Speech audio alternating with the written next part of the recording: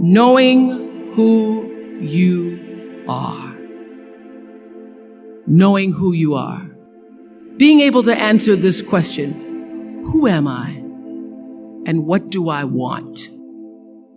You know, many times when I go out of the country, I am baffled by that question. To explain what is your occupation. I've stood there for 10 minutes. Well, am I a talk show host? Well, I'm more than a talk show host.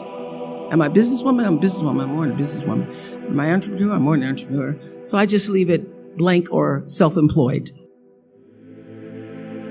So I'm not asking for the roles that you play as daughters. I'm not asking that question. What are the roles that you play as a daughter, as a friend, as a sister? You're going to be a lawyer. You're going to teach. You're going to be a pharmacist. I'm asking the bigger question of who am I? Who am I really? My answer is I am God's child. I am that which is born of all that is. I am, as Pierre de Chardin said, a spiritual being having a human experience. Come trailing the breath of the ancestors yet, but trailing the breath of the angels. And understanding that because I am connected to the source of all that is possible for me. That's who I am. And what do I want? I don't want to just be successful in the world. I don't want to just make a mark or have a legacy. The answer to that question for me is I want to fulfill the highest, truest expression of myself as a human being. I want to fulfill the promise that the Creator dreamed when He dreamed the cells that made up me. What do I want? You must have some kind of vision for your life. Even if you don't know the plan, you have to have a direction in which you choose to go. I never was the kind of woman who liked to get in a car and just go for a ride. I had a boyfriend who would say, let's just go for a ride. I want to know, where are we going? Do we have a destination? Is there a plan? Or are we just riding? What I've learned is that's a great metaphor for life. You want to be in the driver's seat of your own life, because if you're not, life will drive you. Knowing who you really are in this space and time that we embody. That's number one. What do you want? Who are you? Number two, you must find a way to serve. Martin Luther King said that not everybody can be famous, but everybody can be great, because greatness is determined by service. Now, we live in a world where everybody wants to be famous and where we admire people for just being famous. We think being known brings us value. The truth is, all of that will fade in time. The real truth is that service and significance, service and the significance that you bring to your service is that which is lasting. So to be able to, whatever your occupation or job or talent or gift is, our honorees today getting doctorate degrees, to apparently opposite fields, HIV and AIDS and the spoken word.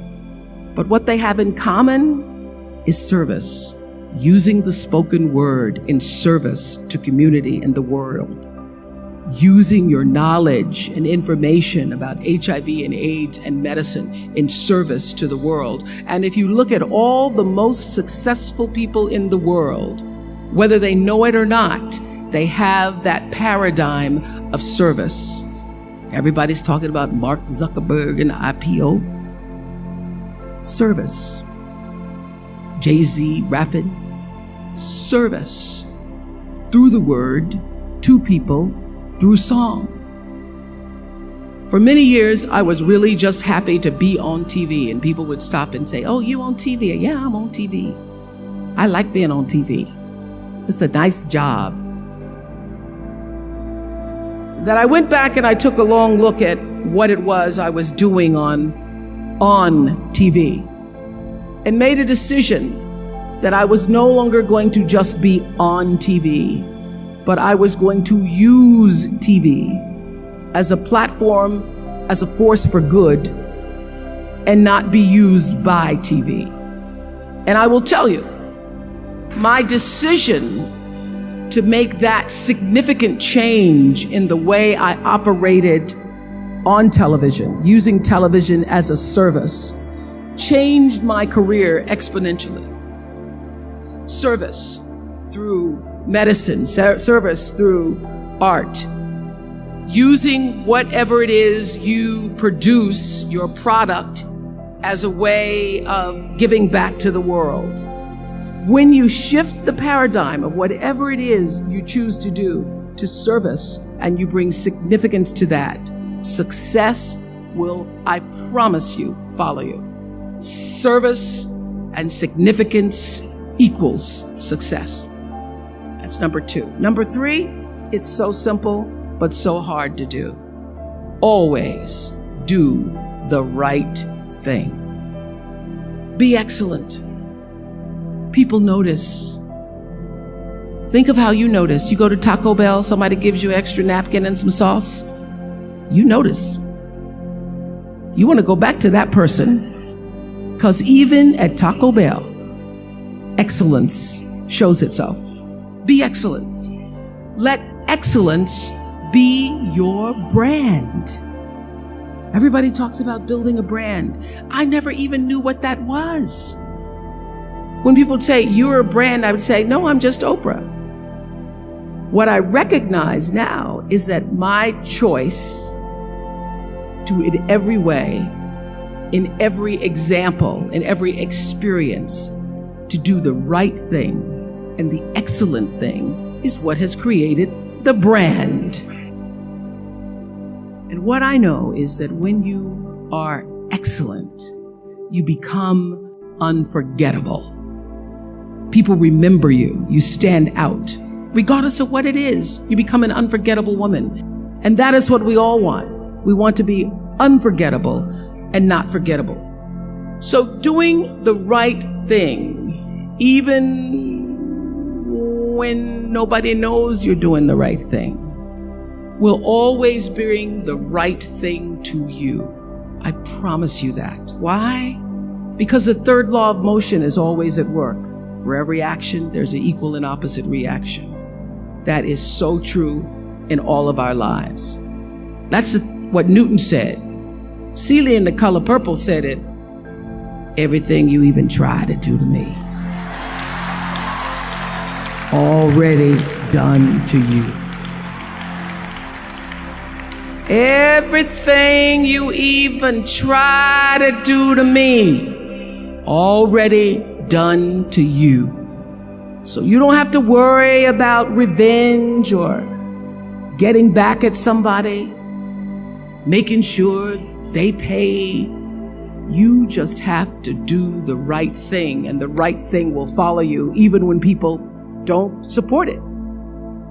I remember many times on my show. There are many shows y'all never saw. And the reason you didn't see them is because I got the last vote.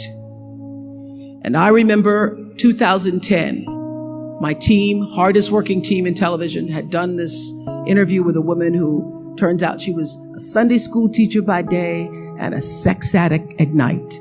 Ooh. And they were like, "You won't believe it. We got her going out. We got her with the men, and we get to show her." And she was willing to show us everything. I sat down with a woman for an interview that was taped. And during the process of the interview, I said, why are you doing this? And she said, oh, I want to help people. I want to tell my story and I want to help people. I said, do you have children? She says, yes, I have a 10-year-old son. I knew right then this is never going to see the light of day. So we got off the air and I said to the lady, we are not going to air that show. And she said, why? My producer said, why? She knew she was being filmed. She knew what she was saying. She knows what I said, because her son will never get over it. Her son will never get over it. And it's not worth a rating point to me.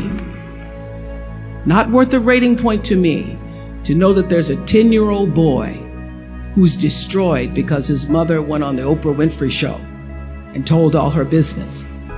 You do the right thing, even when other people think it may not be. And oftentimes, when you make a decision to do the right thing, immediately you're faced with doubt. Was that the right thing? Was that the right decision? I don't know. Was that the right thing? You always know it's the right thing, when in the end, there is peace. You are rewarded by peace in knowing that you did the right thing. The most important thing I have come to know in doing the right thing and making the right choices is understanding what we talked about yesterday. All of you leaving here have the potential for enormous success. There's a price that comes with that. People don't always like you, and they're not always happy for you. And if you surround yourself with people who are not accustomed to your success, they become fearful. They become scared because you are reflecting back something to them that they don't recognize.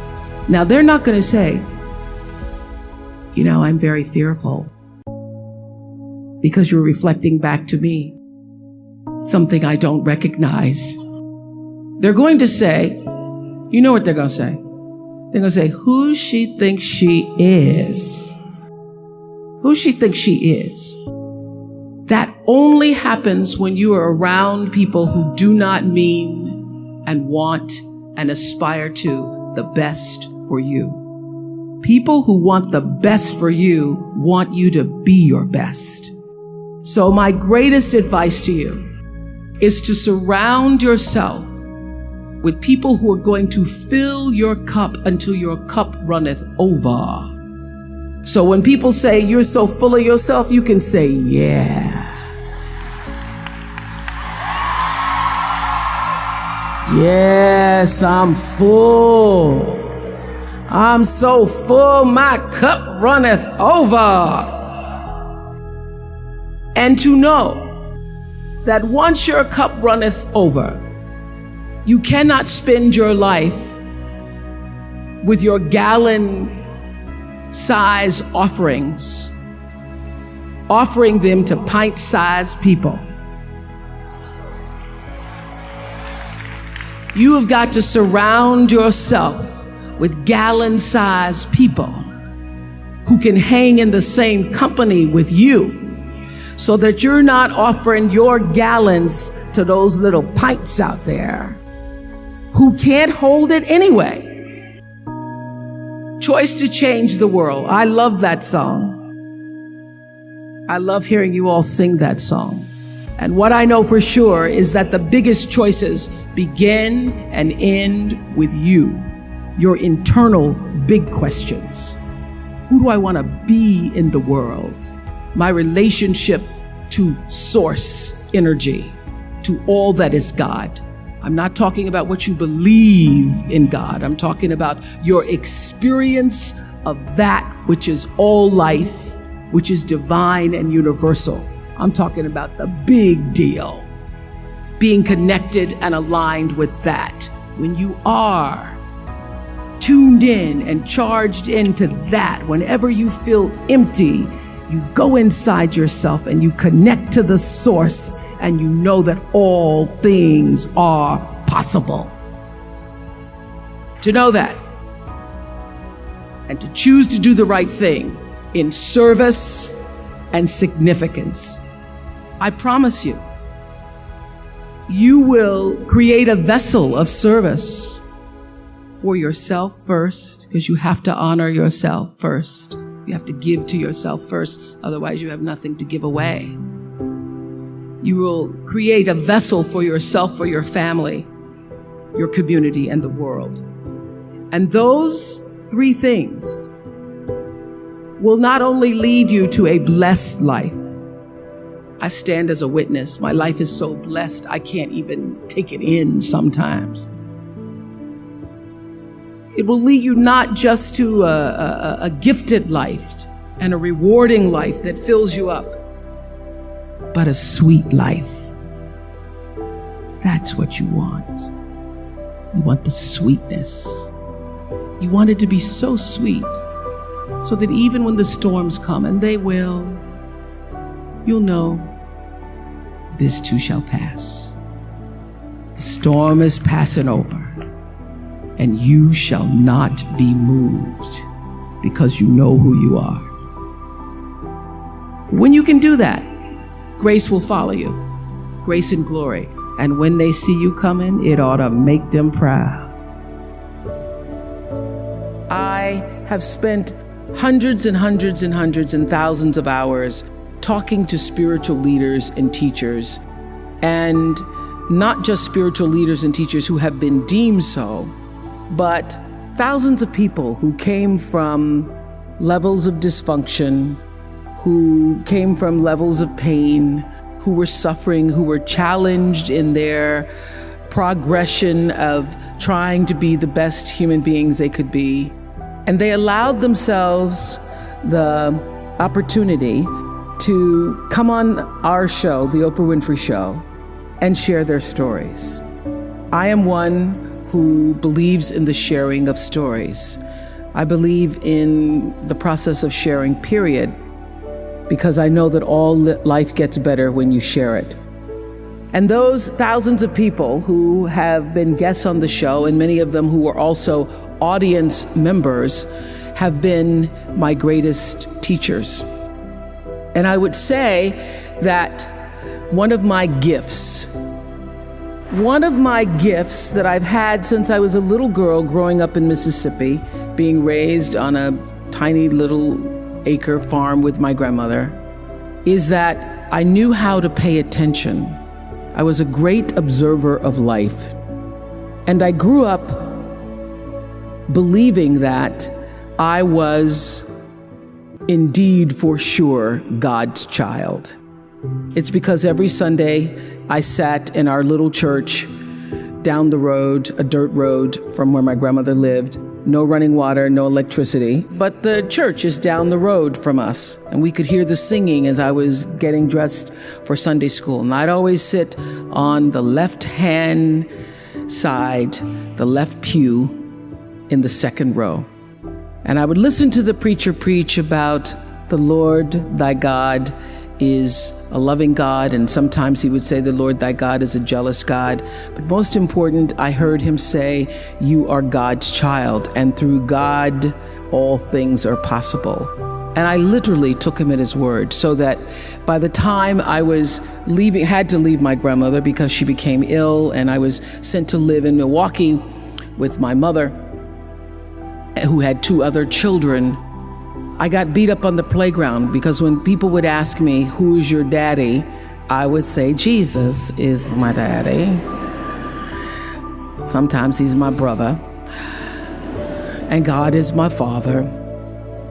But what I now know and have learned, that my view of God, although I call that God in a box and all that, although that has, my vision of God has expanded to be inclusive of all things, all. God is all, God is law, God is all, in all things. Not just the guy sitting up with the beard.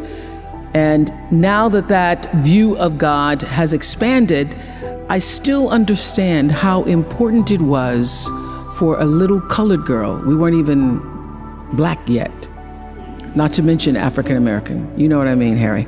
A little colored girl in Mississippi for whom there was no vision of hope or possibility. My grandmother's greatest desire for me, as she had been a maid and her mother before her had been a maid, her greatest desire was that I would grow up one day and be able to do the same. And she wished for me that I would be able to, she used to say, I hope you get some good white folks when you grow up. I hope you get good white folks who treat you good. So my grandmother would have no idea of the life that I now lead with good white folks who are working for me. She just wouldn't get it. She wouldn't get it. She wouldn't get it, but somehow I think she must know, and she's up around in the spirit realm saying, Lord have mercy, I didn't see it. But I now know that having that belief system, that something greater than me was in charge of my destiny, of my fate, that it wasn't just me alone having to survive for myself.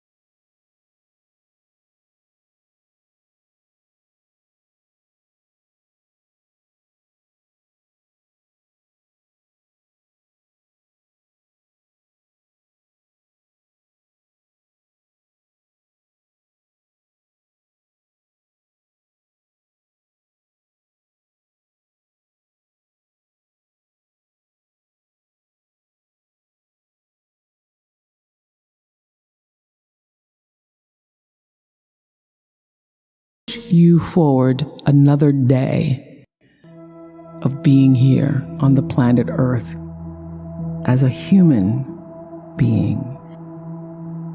Let's just think about that. After all you've been through, in this day alone, and the many days and years past, how you got here to this prestigious, esteemed university, the choices you made that have brought you to this day.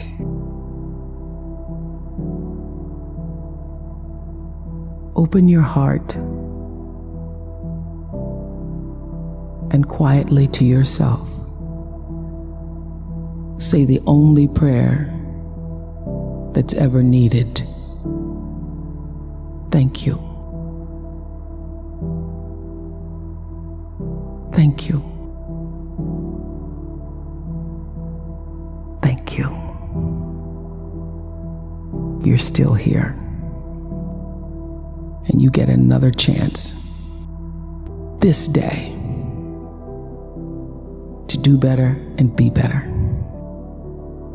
Another chance to become more of who you were created and what you were created to fulfill. Thank you. Amen. Open your eyes. That's how it starts. That is the foundation for meaning and purpose in your life, is to bring yourself back to your breath.